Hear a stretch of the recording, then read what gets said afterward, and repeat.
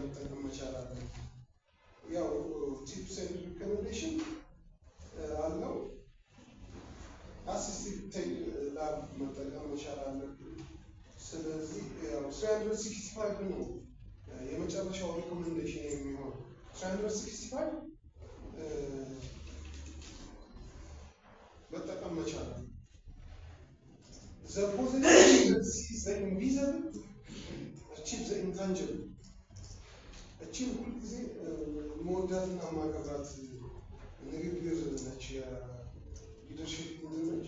ቴክኖሎጂ ሰዎችን አይተካም። ነገር ግን ቴክኖሎጂን የሚጠቀሙ ሰዎች ቴክኖሎጂ የማይጠቀሙትን ስለዚህ ዲጂታል ክህሎት የዛሬው ዘመን መጽሐፍና ማንበብ ነው።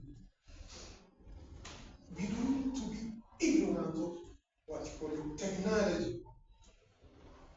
መሆንም የለም። እኛ መምህር ነበር፣ ስናስተምር ነበር። ሪላክታንት መሆን የለም። ወንጀለኛ በወንጀል ይጠየቃል።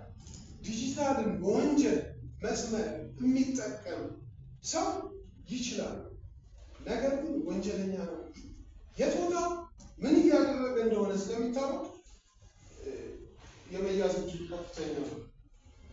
እንግዲህ ጥያቄዎች ጠይቀን ነው ማቆም ያለብን። ወደ ማይክሮሶፍት 365 ስንቀይር የሚኖረን ትልቁ ጥቅም ምንድን ነው?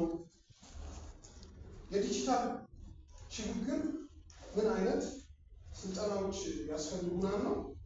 ስለዚህ ማጠቃለያውን ያው 365 መጠቀም መቻል አለብን። These all are my address. You can join me. That's why. እንግዲህ ያው ቢቴክ ከተናገራቸው እኔ የራሴ ስራ ምክንያቱም የአይቲ ፕሮፌሽናሎችም ብዙ ጊዜ አይናገሩም። ግን ኦፊስ ማለት ምን እንደሆነ ቅድም አሳይቻችኋለሁ። ስለዚህ አመሰግናለሁ። ጥያቄ ካላችሁ ማለት ነው።